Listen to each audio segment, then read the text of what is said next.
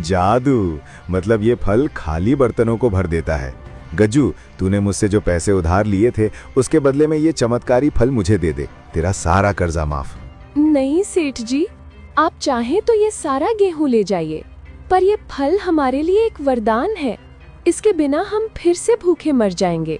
चुप रहे औरत, अगर तूने मुझे ये फल नहीं दिया गज्जू, तो मैं अभी इसी वक्त तेरे उस घोड़े को अपने साथ ले जाऊंगा और जीवन भर के लिए उसे अपने कोहलू में जोत दूंगा। गज्जू के चेहरे पर गहरा दुख छा जाता है।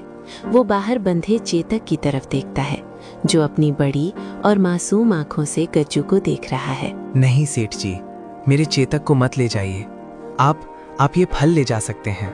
गज्जू के लिए एक तरफ अपार धन और भोजन देने वाला जादुई फल था और दूसरी तरफ उसका बेजुबान दोस्त चेतक। गज्जू ने बिना किसी स्वार्थ के अपने दोस्त को चुना। सेठ खुशी से झूमता हुआ फल लेकर वहां से चला गया। सेठ के जाने के बाद गज्जू जमीन पर बैठ जाता है और फूट फूट कर रोने लगता है। रोइए मत जी, आपने बहुत सही फैसला लिया है। धन दौलत तो हाथ का मैल है, पर हमारा चेतक हमारे परिवार का हिस्सा है। उस जादुई फल ने हमें कम से कम इतना गेहूं तो दे दिया है कि हम आने वाले कई महीनों तक आराम से पेट भर सकते हैं। तू सही कह रही है धनिया, लालच इंसान को अंधा कर देता है। मुझे खुशी है कि मैंने उस फल के बदले अपने दोस्त को नहीं बेचा। भगवान ने हमें हमारी जरूरत के हिसाब से दे दिया है, हमें और कुछ नहीं चाहिए। उस रात गज्जू के घर में भले ही वो जादुई चमक नहीं थी, लेकिन वहाँ प्यार, संतुष्टि और एक दूसरे का साथ था। गज्जू और धनिया चैन की नींद सोए। लेकिन गांव के दूसरे कोने में लालच की एक बहुत बड़ी कहानी लिखी जा रही थी। सेठ गिरधारी अपने बड़े से कमरे में अकेला है। उसने कमरे के सारे दरवाजे बंद कर रखे हैं।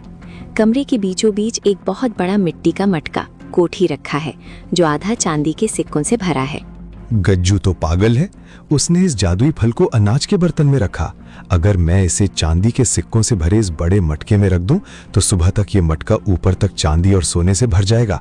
मैं इस पूरे राज्य का सबसे अमीर आदमी बन जाऊंगा। सेठ गिरधारी उस चमकते हुए जादुई फल को चांदी के सिक्कों के बीच रख देता है और सोने चला जाता है। अगली सुबह सेठ गिरधारी ने अपनी जिंदगी का सबसे बड़ा सपना पूरा होते देखने की उम्मीद में उस बड़े मटके का ढक्कन हटाया, लेकिन जो उसने देखा उससे उसके पैरों तले जमीन खिसक गई। ये क्या हो गया? मेरे सिक्के, मेरी सारी जीवन भर की कमाई कहाँ गई? मटके के अंदर एक भी चांदी का सिक्का नहीं बचा है। पूरा मटका सूखी भुरभुरी मिट्टी और काली राख से भरा हुआ है और उस राख के ऊपर वो जादुई फल रखा है, लेकिन अब वो चमक नहीं रहा।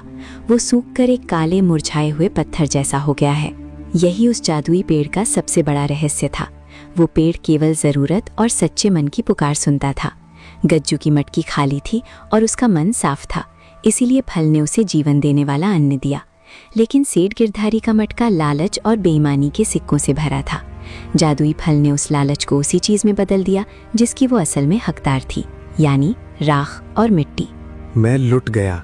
मेरे लालच ने मेरा सब कुछ बर्बाद कर दिया। ये कोई जादुई फल नहीं, ये तो एक श्राप है। सेठ गिरधारी गुस्से और रोते हुए उस काले पड़ चुके फल को उठाता है और गज्जू के घर की तरफ भागता है। गज्जू अपने आंगन में चेतक को चारा खिला रहा है। सेठ हांफता हुआ आता है और वो सूखा हुआ काला फल गज्जू के पैरों में फेंक देता है। ले जा अपना ये मनहूस फल गज्जू, इसने मेरी सारी दौलत राख में बदल दी। मैं बर्बाद हो गया। सेठ रोते हुए वहां से चला जाता है। गज्जू और धनिया हैरानी से उस काले पड़ चुके फल को देखते हैं। तभी चेतक अचानक जोर से हिनहिनाता है। सेठ तो रोता हुआ चला गया, लेकिन उस सूखे हुए फल को देखकर चेतक बेचैन हो उठा। चेतक उस काले फल के पास जाता है और उसे सूंघता है। चेतक की आंखों से एक आंसू गिरकर उस सूखे फल पर पड़ता है। चेतक गज्जू को वापस उसी जंगल की तरफ ले जाने लगता है जहां वो रहस्यमयी पेड़ था। गज्जू के हाथ में वो सूखा और काला पड़ चुका फल है। वो चेतक के पीछे पीछे जंगल की पगडंडी पर चल रहा है। आज जंगल का माहौल कल जैसा चमकीला नहीं है, बल्कि थोड़ा उदास लग रहा है। हवा शांत है। सेठ गिरधारी के लालच ने उस जादुई फल की सारी चमक छीन ली थी। वो एक सूखे और बेजान पत्थर में बदल गया था। लेकिन चेतक की बेचैनी देखकर गज्जू समझ गया था कि ये कहानी अभी खत्म नहीं हुई है। वो चेतक के पीछे पीछे उसी पुराने जंगल की तरफ चल पड़ा। गज्जू के मन में कई सवाल थे। क्या वो जादुई पेड़ भी इस काले फल की तरह मुरझा गया होगा? मुझे रास्ता दिखा मेरे दोस्त। सेठ की उस लालच ने न जाने उस पवित्र पेड़ का क्या हाल किया होगा। मुझे बहुत घबराहट हो रही है। गज्जू और चेतक पेड़ के पास पहुंचते हैं। पेड़ की हालत देखकर गज्जू सन्न रह जाता है। पेड़ की सुनहरी और नीली पत्तियां अब भूरी और बेजान हो गई हैं। वे टूट टूट कर जमीन पर गिर रही हैं। पेड़ की चमक पूरी तरह गायब हो चुकी है। हे भगवान, ये क्या हो गया? जो पेड़ कल तक जीवन से भरा था, आज उसकी ये दशा कैसे हो गई? गज्जू की आंखों के सामने वो अद्भुत पेड़ अपनी आखिरी सांसें गिन रहा था। सेठ गिरधारी के घर में उस फल ने जो लालच और बुराई झेली थी, उसका सीधा असर इस पेड़ की जड़ों तक पहुंच गया था। मुझे क्षमा कर दो, मैं उस सेठ को रोक नहीं पाया। तुम्हारे पवित्र फल को एक पापी और लालची इंसान के हाथों में सौंपना मेरी सबसे बड़ी भूल थी। क्या तुम्हें बचाने का कोई रास्ता नहीं है? जैसे ही गज्जू हाथ जोड़ता है और उसके आंसू उस काले फल पर गिरते हैं, पेड़ की तने से एक बहुत ही कोमल और सुनहरी रोशनी बाहर आती है। वो रोशनी एक आकार लेती है। रो मत गज्जू, तुम तो एक सच्चे इंसान हो। तुमने कोई भूल नहीं की। ये आवाज कहाँ से आ रही है? क्या तुम ये पेड़ बोल रहे हो? हाँ गज्जू, मैं कोई साधारण पेड़ नहीं हूँ। मैं इंसानी भावनाओं का दर्पण हूँ। मेरी पत्तियां और फल इंसान की नीयत से ऊर्जा लेते हैं। जब तुम अपने इस बेजुबान जानवर के लिए तड़प रहे थे, तो तुम्हारे निस्वार्थ प्रेम ने मेरी पत्ती को अमृत बना दिया, जिससे चेतक को नया जीवन मिला। और जो फल आपने मुझे दिया था, वो फल तुम्हारी और धनिया की ईमानदारी का इनाम था। तुम्हारी मटकी खाली थी पर मन साफ था, इसलिए उसने तुम्हें जीवन देने वाला अन्न दिया। लेकिन सेठ गिरधारी का मटका लालच, बेईमानी और दूसरों के दुखों से भरा था। जब उस लालची सेठ ने फल को अपनी तिजोरी में रखा, तो उसके लालच के जहर ने फल को सुखा दिया और उस जहर ने मेरी जड़ों को भी छलनी कर दिया। गज्जू ये सुनकर बहुत दुखी हो जाता है। वो जमीन पर घुटनों के बल बैठ जाता है। तो क्या सेठ की उस लालच की वजह से तुम्हें ये जीवन त्यागना पड़ेगा? नहीं, ऐसा नहीं हो सकता। तुम मुझे बताओ, मैं क्या करूं? तुमने मेरे चेतक की जान बचाई है, मैं तुम्हारे लिए अपनी जान भी दे सकता हूं। लालच का इलाज सिर्फ एक ही चीज है गज्जू, त्याग और करुणा। अगर तुम सच्चे मन से अपने हिस्से की वो खुशी जो मैंने तुम्हें दी है, दूसरों के लिए त्याग सको, तो ये जहर मिट सकता है। तुमने मेरी मटकी को जिस सुनहरे गेहूं से भरा था, वो मेरे घर में सुरक्षित है। मैं आज ही गांव जाकर वो सारा गेहूं गांव के उन सभी किसानों और मजदूरों में बांट दूंगा जिनके घरों में चूल्हा नहीं जलता। मैं अपने लिए एक दाना नहीं रखूंगा, ये मेरा वचन है। गज्जू की ये बात सुनते ही जमीन पर रखा वो काला फल अचानक तेजी से चमकने लगता है। काले रंग की परत टूट जाती है और वो फिर से एक सुनहरे बीज में बदल जाता है। बीज मिट्टी के अंदर समा जाता है। देखते ही देखते पेड़ में फिर से जान आ जाती है। उसकी पत्तियां फिर से सुनहरी और नीली होकर चमकने लगती हैं। चेतक खुशी से हवा में छलांग लगाता है। तुम्हारे त्याग ने इस जंगल को फिर से जीवित कर दिया गज्जू। याद रखना, असली जादू किसी फल या पेड़ में नहीं, इंसान के सच्चे और निस्वार्थ मन में होता है। अब तुम जा सकते हो।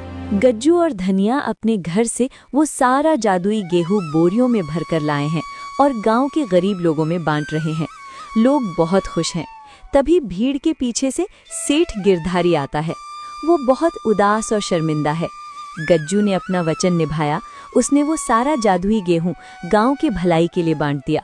उस बीज को बोकर गांव वालों ने इतनी अच्छी फसल उगाई कि गांव से हमेशा के लिए भुखमरी दूर हो गई। गज्जू और धनिया उसी पुरानी और सादा जिंदगी में लौट आए, लेकिन उनके चेहरों पर जो सुकून था वो दुनिया की किसी दौलत से नहीं खरीदा जा सकता था। सेठ गिरधारी सिर झुकाए गज्जू के सामने आता है। मुझे माफ कर दे गज्जू, मेरे लालच ने मुझे कहीं का नहीं छोड़ा। मेरी सारी दौलत मिट्टी बन गई। आज मुझे एक वक्त की रोटी के लिए भी मोहताज होना पड़ रहा है। रोइए मत सेठ जी, ये गेहूं के बीज हैं। इन्हें अपने खाली खेत में बोइए और अपने पसीने से सींचिए। जब इंसान अपनी मेहनत की कमाई खाता है, तो वो रूखी रोटी भी किसी जादुई फल से मीठी लगती है। दोस्तों, जीवन में संतोष और बेजुबानों के प्रति करुणा से बड़ी कोई दौलत नहीं होती। लालच एक ऐसी आग है जो इंसान की सोने जैसी किस्मत को भी पल भर में राख बना देती है। इसलिए अपनी मेहनत पर विश्वास रखें और अपनी नीयत हमेशा साफ रखें, क्योंकि कुदरत हर अच्छे कर्म का फल सही वक्त पर जरूर देती है।